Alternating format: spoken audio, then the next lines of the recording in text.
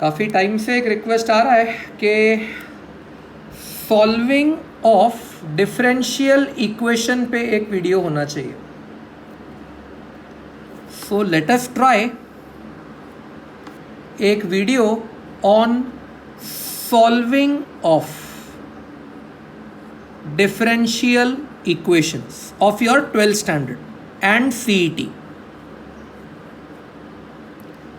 मैंने ऐसा क्यों स्पेसिफाई किया?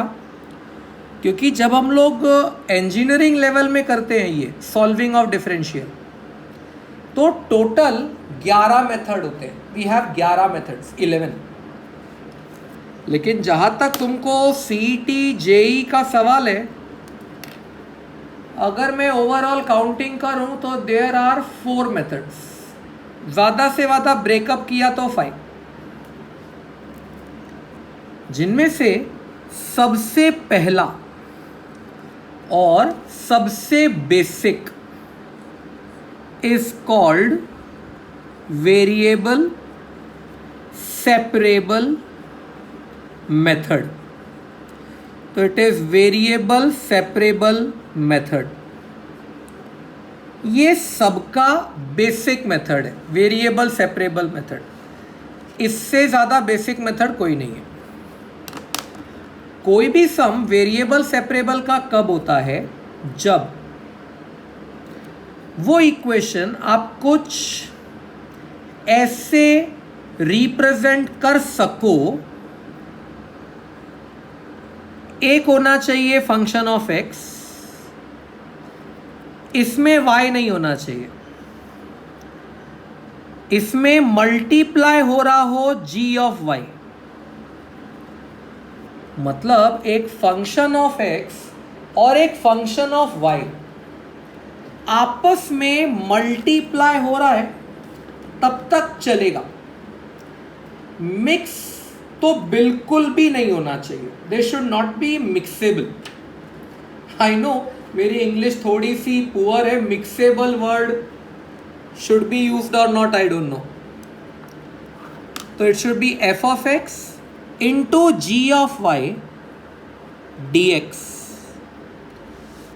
प्लस और माइनस कुछ भी चलेगा h of x into let us say t of y into dy. अच्छा, ये भी जरूरी है, इक्वल टू होना चाहिए 0. अगर इस तरह का इक्वेशन है तो हम बोलते हैं कि प्रॉब्लम इजीली वेरिएबल सेपरेबल में आ रहा है. It is variable separable method. Let us से फॉर एग्जांपल, अपना एक क्वेश्चन मैं ले रहा हूं, x² minus yx² dy plus bracket y² plus x y² dx equal to 0. अब डेफिनेटली कोई भी स्टूडेंट अगर इस पैटर्न को समझा होगा इनिशियली और फिर ये वाला सम देख रहा होगा तो मानेगा कि ये वेरिएबल सेपरेबल में जा सकता है. जैसे ही मैं पहले ब्रैकेट से x² कॉमन लूंगा तो ब्रैकेट में जो बचा वो प्योर फंक्शन ऑफ y है, dy प्लस जब मैं यहां से y² कॉमन लूंगा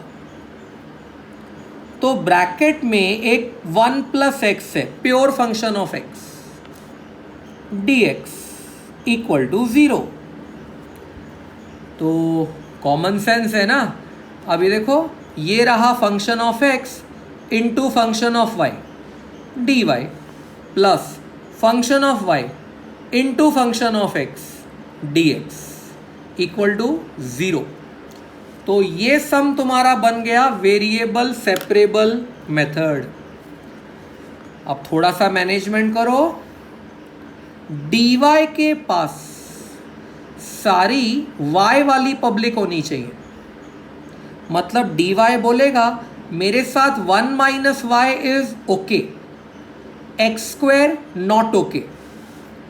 dx बोलेगा मेरे साथ 1 plus x is okay, y square not okay.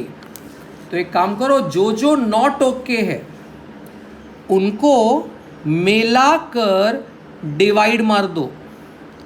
That is dividing by x square y square on both sides. जैसे ही एक्स स्क्वायर वाई स्क्वायर से डिवाइड मारोगे, नाउ यू कैन रियलाइज कि ये स्टेप बन जाएगा 1 minus y upon y square. X square तो cancel हो गया ना, ये वाला dy प्लस ये वाला स्टेप हो जाएगा 1 plus x upon x square dx equal to 0। Now ये स्टेप पे आप आराम से इंटीग्रेशन कर सकते हो। तो अगर आपने ये स्टेप पे इंटीग्रेशन स्टार्ट कर दिया, न्यूमरेटर स्प्लिट कर दो। It is 1 upon y square minus 1 upon y dy plus integration, इधर भी न्यूमरेटर स्प्लिट कर दो, 1 upon x square plus 1 upon x dx। अब सिंस तुमने इंटीग्रेशन कर दिया है तो यहां आ जाएगा तुम्हारा constant of integration. 1 upon y square का इंटीग्रेशन होता है minus 1 upon Y.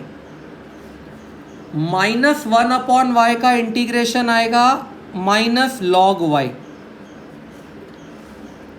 Plus 1 upon x square का इंटीग्रेशन आएगा minus 1 upon x plus 1 upon x का इंटीग्रेशन आएगा plus log x equal to C. ये दोनों इंटीग्रेशंस का कांस्टेंट ऑफ इंटीग्रेशन मैंने साथ में ले लिया। ध्यान से देखो क्या बैठा, minus 1 upon y minus 1 upon x मैंने साथ में ले लिया, तो minus bracket 1 upon x plus 1 upon y वो चलेगा। अब इसके आगे तुम नहीं करोगे तो भी कोई बहुत बड़ा इश्यू नहीं। Plus log x minus log y equal to C. अब बच्चों को मालूम है कि इसके आगे क्या करना है, minus of x plus y upon x y plus log of x upon y equal to C. तो ये होता है वेरिएबल सेपरेबल। सॉल्यूशन से ज्यादा आइडेंटिफिकेशन इंपॉर्टेंट है। तो वेरिएबल सेपरेबल मतलब function of x into function of y dx plus और minus function of x into function of y dy equal to 0। अगर ऐसा पैटर्न हुआ तो मैं सम को वेरिएबल सेपरेबल मेथड मानता हूं। Second method of this chapter, इसका सेकेंड मेथड है again same variable separable method, same है but after substitution. After substitution, getting variable separable method after substitution. अच्छा, दो केस होते हैं जिनमें आपको सब्स्टिट्यूशन करना ही चाहिए। पहला, क्वेश्चन कंसिस्ट ऑफ अ, मतलब क्वेश्चन में एक स्ट्रेट लाइन इक्वेशन दिखाई दे रही है, चलेगा विद इन अ फंक्शन तो भी fine. question consists of a straight line. That is, question consists of ax plus by plus c. या फिर question consists of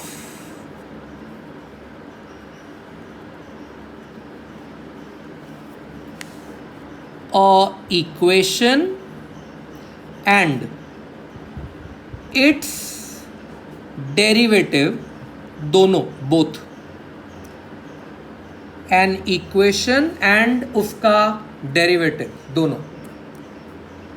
अगर इन दोनों में से कोई सा भी केस आता है, equation consisting of a straight line that is ax plus by plus c, और question consisting of a equation and its derivative both, इन दोनों सिचुएशन में substitution is a very good idea, very very good idea. For example, अब सुनो, तुम्हें question ने दिया dy by dx is equal to bracket 4x plus 9y plus 7 the whole square, और बोला ये इक्वेशन को सॉल्व करो. कॉमन सेंस, भले स्क्वायर दिख रहा है पर 4x प्लस 9y प्लस 7 तो स्ट्रेट लाइन हुई ना. तो अगर ये स्ट्रेट लाइन हुई तो तुम्हारा सब्स्टिट्यूशन तो बनता है. Put t equal to 4x plus 9y plus 7. अब इसका डेरिवेटिव ले लेने का विद रिस्पेक्ट टू x, इसका डेरिवेटिव ले लोगे विद रिस्पेक्ट टू x तो तुम्हें मिलेगा dt by dx is equal to 4 plus 9 dy by dx. ऐसा दिखेगा. सोचो, you are lucky enough. dy by dx ready है ना, ये रहा dy by dx equal to इसका स्क्वायर, और ये मेरा इस समय t है. तो सोच, यही इक्वेशन अब आगे बढ़ाओ, ऐसा लिख लो dt by dx is equal to 4 plus 9 dy by dx, जो कि तुम्हारा टी स्क्वायर है. ये देख, सिंपल हो गया. तो now it became dt by dx is 4 plus 9t square. ये वेरिएबल सेपरेबल हो गया यार. इसको बोलोगे dt अपॉन, ये नीचे ले लोगे 9t square plus 4 equal to dx. और अब ये सिचुएशन में आ गया कि मैं इसको इंटीग्रेट कर दूं, तो ये बन गया integration of 1 upon 3t the whole square plus 2 square dt equal to integration dx. Everybody knows यार, इसका फॉर्मूला क्या होता है. 1 अपॉन 2 tan inverse of 3t upon 2 whole divide by 3. तो उसको मैं यहां पे भी कर दूंगा तो क्या फर्क पड़ता है, इक्वल टू, ये हो गया x, और दोनों ही साइड का कांस्टेंट ऑफ इंटीग्रेशन मैंने एक साथ मार दिया c. ये देखो मेरा आंसर क्या बना, 1/6 tan inverse of 3 bracket, back substitution मारोगे ना, आपने t लिया था 4x प्लस 9y प्लस 7 को, 4x plus 9y plus 7 divide by 2 झालं, इक्वल टू x प्लस c. तो मेरे लिए इंपॉर्टेंट यहाँ आइडेंटिफिकेशन है. कि प्रॉब्लम सब्स्टिट्यूशन का कब होता है। तो जब मुझे स्ट्रेट लाइन दिखाई दी तो मैंने स्ट्रेट लाइन को t डाल दिया, डेरिवेटिव ले लिया और अब मैंने पूरा problem dt by d x में बनाया और लास्ट में बैक सब्स्टिट्यूट कर दिया। इसका जो मैं दूसरा बोल रहा था आइडिया कि तभी भी सब्स्टिट्यूशन लगता है, वो कुछ ऐसा है। देखो, तुम्हारा क्वेश्चन है x plus y dy by d x, x plus y dy by d x is equal to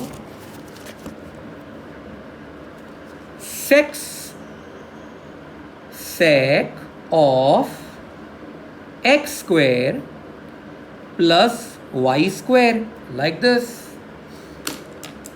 Observe, अगर मैं x square plus y square का डेरिवेटिव लेता हूं तो उस पूरे में ये आएगा, ध्यान से सोचना। तो मैंने ना x square plus y square को v ले लिया, ये स्ट्रेट लाइन नहीं है। ये क्या है कि क्वेश्चन ने बोला था क्वेश्चन में एक इक्वेशन होगी और उसका डेरिवेटिव भी होगा, ये वो सिचुएशन आ गई। तो v ने बोला v is equal to x square plus y square, इसका मैंने डेरिवेटिव लिया dv बाई डी एक्स, तो ये आया 2x plus 2y dy by d x. यहां से 2 कॉमन ले लो और वो dv बाई डी एक्स के वहां हाफ बना के चिपका दो।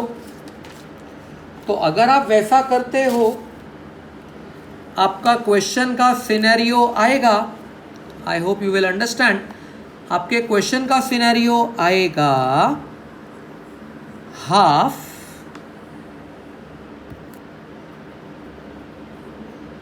dv बाई डी एक्स, तो it will be half dv by d x is equal to x plus y dy by d x. अब यही तो मेरे क्वेश्चन का LHS था, तो मेरा क्वेश्चन अब बन गया half dv by d x is equal to sec v। हमने x square plus y square को ही तो v बोला था।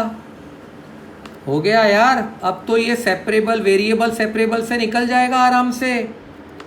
ऐसा dv upon sec v is equal to 2dx, integrating both sides. यहां का साइड इंटीग्रेशन देखा तो ये एक्चुअली आ रहा है cos v dv का इंटीग्रेशन, और ये साइड तो मेरी मस्त में 2x प्लस c हो चुकी है, और यहां पे भी cos v का इंटीग्रेशन आता है sin v। तो ये हो गया sin v is equal to 2x plus c। Back substitute कर लो तो it is sine of x square plus y square is equal to 2x plus c। ये रहा इसका आंसर।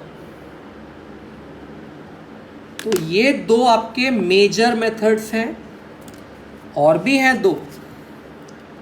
इस चैप्टर का थर्ड मेथड होता है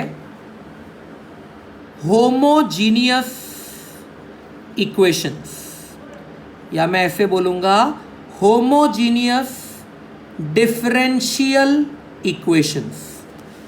एक्चुअली होमोजीनियस इक्वेशंस एक अलग कंसेप्ट है और होमोजीनियस डिफरेंशियल इक्वेशंस एक अलग कंसेप्ट है।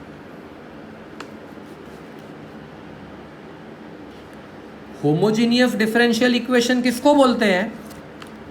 इफ योर क्वेश्चन, अगर आपका question can B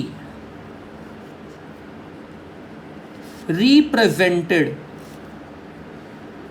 if your question can be represented as dy by dx, if it can be represented as dy by dx equal to a pure function of y by x,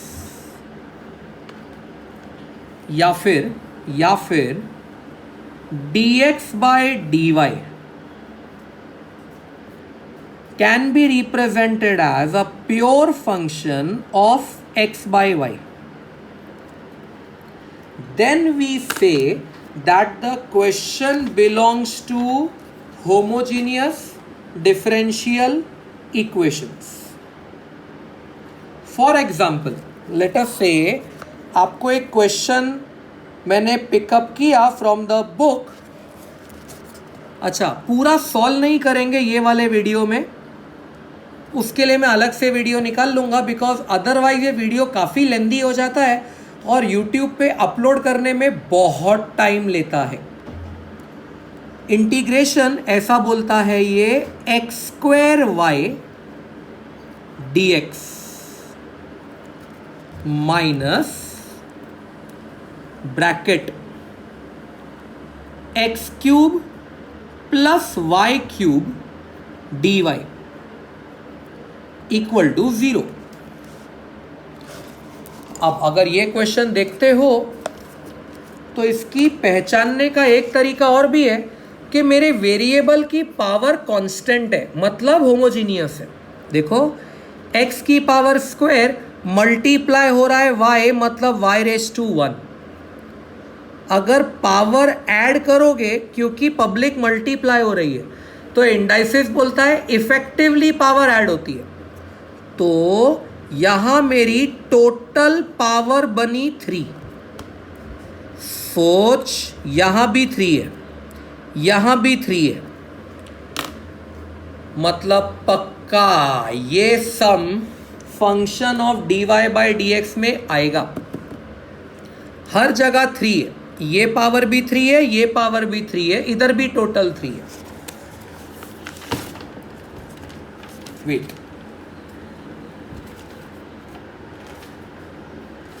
just rearranging the papers. Okay, तो just because नया page लिया तो मैं आपके लिए question वापस लिख रहा हूं. It was x square y, x square y के साथ था d x minus bracket x cube plus y cube d y equal to 0. Power same है ना, तो होमोजीनियस बनेगा. अब ये ऐसा कहलाएगा x square y d x is equal to x cube plus y cube d y. अगर ये होमोजीनियस बनने वाला है ना, तो ये d y by d x में भी बनेगा और d x by d y में भी बनेगा, दोनों में बनेगा. मैं ना यहां कोशिश कर रहा हूं d x by d y में बनाते हैं. चल, तो यहां का डी वाई इधर ले लिया और यहां का जो एक्स स्क्वायर वाई है वो इधर ले लिया. सिंपल है ना. और अब इसको लिखा d x by d y is equal to, numerator split करो, x cube upon x square y करोगे तो एक्स अपॉन वाई आएगा, plus y cube upon x square y करोगे तो y square upon x square आएगा. मतलब कहना इससे d x by d y is equal to x by y plus 1 upon bracket x by y the whole square. बन गया ना D x by d y as a function of x by y. और ऐसा बन गया तो I will say put v equal to x by y, simple सा method. v equal to x by y, तो x is equal to v y, इसका derivative लो, that is dx by dy, मतलब मैंने विद रिस्पेक्ट टू y लिया, यहां uv rule लगाओ, आएगा v plus y dv by dy। खत्म। ये पूरा लेके अपने क्वेश्चन में एंट्री हो जाओ। तो dx बाई dy के जगह पे लिखोगे v plus y dv by dy equal to, देखो देखो देखो देखो देखो, x बाय y लिखा था जो कि v है, v plus 1 by v square, है ना। ये देखो v कैंसल, तो मुझे मिला y dv by dy is equal to 1 upon v square. Come on यार, इसके आगे तो कर लोगे, है ना। एक स्टेप करके छोड़ रहा हूं, v square dv is equal to dy upon y, integrating both sides. चलो इसके आगे आप करोगे और v को बाद में back substitute. I hope homogeneous differential equation क्या होता है समझा। अगर question can be represented as dy by dx as a function of y by x, या dx by dy as a function of x by y, तो ये some differential equation में homogeneous variety का होता है। अगर ऐसा आया तो तुम्हारा सब्स्टिट्यूशन स्टार्ट होना चाहिए as v equal to y by x and therefore y is equal to vx। और अगर ऐसा हुआ तो तुम्हारा सब्स्टिट्यूशन स्टार्ट होना चाहिए v equal to x by y, that is x equal to v y. हाँ, I hope I was able to explain you homogeneous का कंसेप्ट, और एक सम भी करके देख लिया। इसका चौथा method and the last method as पर MHCET बोर्ड्स वगैरह वगैरह वगैरह, इसको बोलते हैं चौथे मेथड को linear differential equations.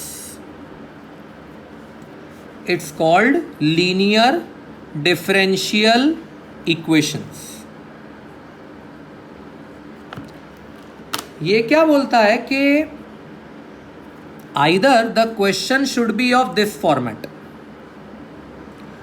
dy by dx plus, समझो समझो समझो, dy बाई dx किसका डेरिवेटिव है, y का, तो प्लस के बाद एक y अकेला बैठना चाहिए, y का कोई फंक्शन नहीं, सिर्फ y। इसके साथ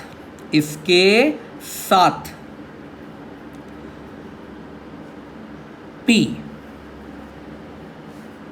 और इक्वल टू में q, where p and q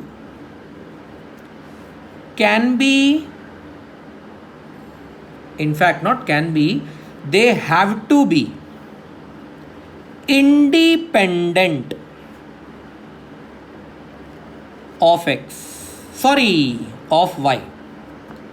मतलब एक बार यहां y आ गया, क्योंकि dy बाई dx था ये, उसके बाद कहीं y नहीं आना चाहिए। तो या तो सम ये फॉर्मेट का हो या फिर ऐसा dx बाई dy प्लस, अब dx बाई dy किसका डेरिवेटिव है, x का, तो dx बाई dy के बाद x अकेला बैठना चाहिए, साथ में p इक्वल टू में q, और अब यहां पर बोलोगे p and q should be independent, should be independent of x। एक बार यहां x आ गया, फिर और कहीं पे भी नहीं आना चाहिए। should be independent of x। इन दोनों ही वैरायटी में एक मेजर रोल प्ले करेगा something called integrating factor, IF, जो आपको कैलकुलेट करना पड़ता है। और ये होता है रेस टू में इंटीग्रेशन, ये जो y के साथ बैठा था वो p, और जिसके रिस्पेक्ट का क्वेश्चन था वो इंटीग्रेशन pdx, ये IF कहलाता है। और एक बार IF आ गया, उसके बाद हम उतर जाते हैं इसके सॉल्यूशन पे। तो इसका सॉल्यूशन कैसा होता है? वापस किसका डेरिवेटिव है ये? y का। तो सॉल्यूशन ऐसे स्टार्ट होता है y into IF is equal to integration, ये RHS वाला Q इंटू IF, क्वेश्चन का विद रिस्पेक्ट टू, इधर भी था dx। लास्ट में प्लस c तो आना ही है, दैट इज इंटीग्रेशन का नेचर। तो ये जो आएगा ये मेरे पूरे डिफरेंशियल का सॉल्यूशन होगा। सेम वे ये दूसरे वाले में पकड़ो, दूसरे पैटर्न में IF क्या होगा, मतलब दूसरे पैटर्न में इंटीग्रेटिंग फैक्टर क्या होगा। तो ये वाले पैटर्न का इंटीग्रेटिंग फैक्टर होगा रेस टू इंटीग्रेशन, यही वाला p और यही वाला with respect to dy। Same way अब एक बार IF आ गया तो ये आएगा अपने सॉल्यूशन के पास। सॉल्यूशन कैसे लिखेगा? तो वापस पूछेगा क्वेश्चन को किसका डेरिवेटिव था ये x का, तो solution will start as x into IF, जो आएगा तुम्हारा वो ये IF इक्वल टू इंटीग्रेशन, ये RHS वाला Q इनटू IF, ये विद रिस्पेक्ट टू वाला dy प्लस c। तो ये इसका सॉल्यूशन आएगा। ओके, तो इस वैरायटी को बोलते हैं लीनियर। ऑलरेडी वीडियो काफ़ी लंबा हो गया तो मैं इसका सम इस वीडियो में सॉल्व नहीं कर रहा। ओके, IF कैसे कैलकुलेट करते हैं और सॉल्यूशन कैसे लिखते हैं। बाय।